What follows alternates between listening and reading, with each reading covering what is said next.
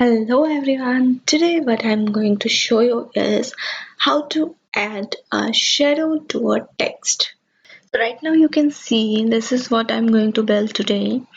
So two things I'm going to do in this, that is first one is the background color, that is purple. You can see it's basically blurred a little bit, and so that will be done using the filter of the SVG. And second one is the text that has the shadow drop down, that's also used by use like that is also done by filter. So let's see how we can do it, and let's get started by our video. Start with SVG, that is width and height 700 and 200. After that I'll be writing the rectangle letters of purple color. So for that, write rectangle, and let's give it a width and height 700 and 200. Then I'm going to define the stroke width for that. That is 3, and I'm going to fill it with purple color. Let's see how it will look. Refresh the browser. There you can see a purple rectangle. Now what I want to do is I want to align this rectangle in center. So for that I'll be adding a div, that is class text center, that's a bootstrap class, and I'm giving it an ID of SVG content, and I am giving it a styling, that is width 100%, position relative, left 50%, top 50%, and then transform, translate, minus 50% and minus 50%. After that, one more thing I want to do is I want to add the image in my background. So I'll be giving it a body style, that is background URL, and I'm giving my image URL, that is alt slash 30.jpg, and again refresh the Chrome. Let's see how it will look. Now you can see now it's in center and my image is also uploaded. Now I'll be adding filter to my rectangle. So for that, write defs, and then inside that filter give an ID to the filter. So I'm giving it ID, let's say rectangle filter, and I'm giving it an x0, y0, and inside close the filter tag, and inside that I'm going to write the blur effect, that is feGaussianBlur.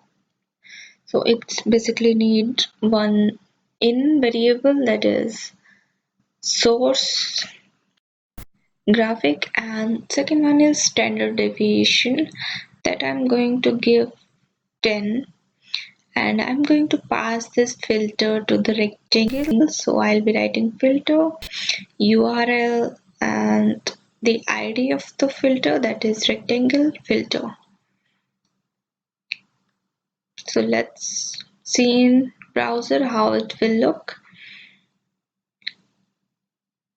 There you can see the change. Now let me inspect and change the standard deviation even more. So it's now 10, and increment it. There you can see the difference, how it's with standard deviation it's changing.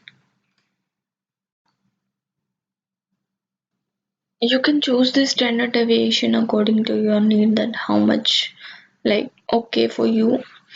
So now next what I'm going to start with text. So I'll be writing it SVG, that is text, x equals to 20 and y, let's say 100. I want to fill my text with white color, and the text I'm going to give is knowledge thrusters. and I'm going to give style, that is font size 75 pixel, then font style, let's say italic, and font family is monospace.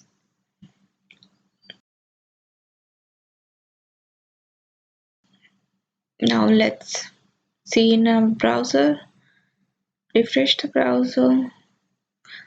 It's coming out of my rectangle. So let's see what happened. Okay, I have written my text outside of the SVG tag, so that's why it's coming out. So let me write it inside SVG text and then see in browser. There you can see now it's coming on there. Now it's time to add the filter to my text. So I'll be writing now filter with an ID text filter and x equals to 0, y equals to 0. And what I'm going to do first is I'm going to write feOffset, and in that write result, that is off out, and dx equals to d and dy equals to 6, and apply the filter on the text, that is filter URL hash, that is the ID of the text filter. And then let's see, there you can see what it basically does. It created the offset for the image. And one thing I left in this is that I want to write in, that is source alpha, so that's there you can see no shadow now behind, so for that it's source alpha. And now next I'm going to add the blur effect, that is feGaussianBlur. In that I'm passing in variable, that is source graphic, and I'm passing the result of the feOffset,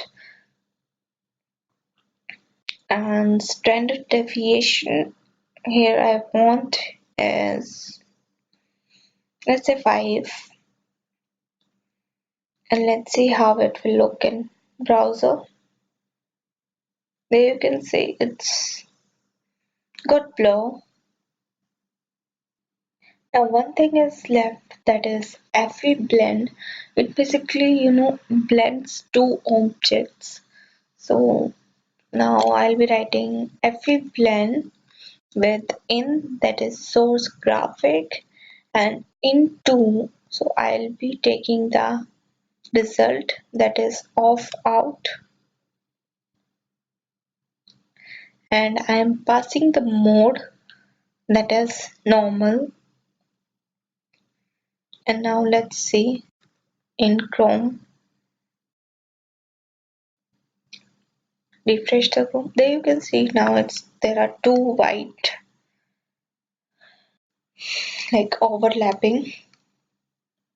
It should not be like white in the background, there is shadow, something is missing. So look in FC like feOffset, in is having S small, so that should be capital. And yeah, let's now see.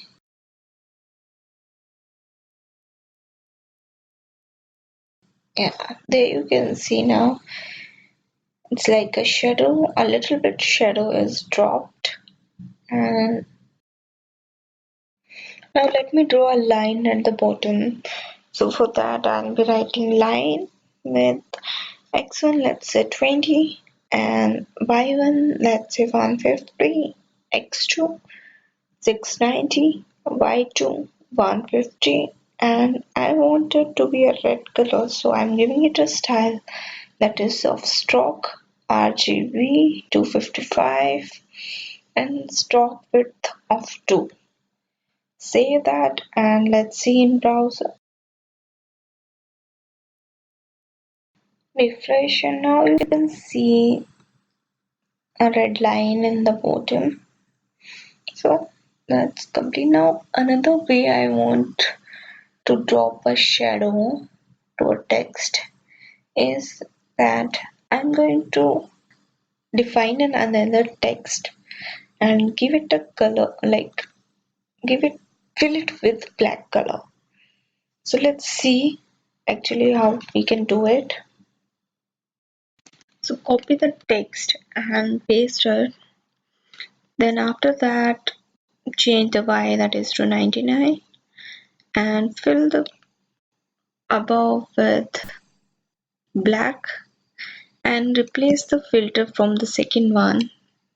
After that I want to change it like filter, so I'm giving it like -20%, -20%, and I'm giving it a width of 140% and height 140%, and I want the blur effect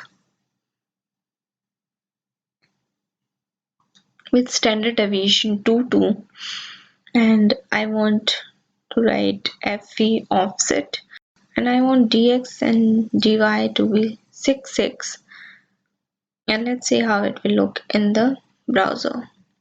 So you can see it's also like a shadow is dropped from the text. So this is the end of the video. So I have shown you two different ways to drop a shadow of a text. So I hope you like this video. Please like, share and subscribe to my channel. Thank you so much for watching.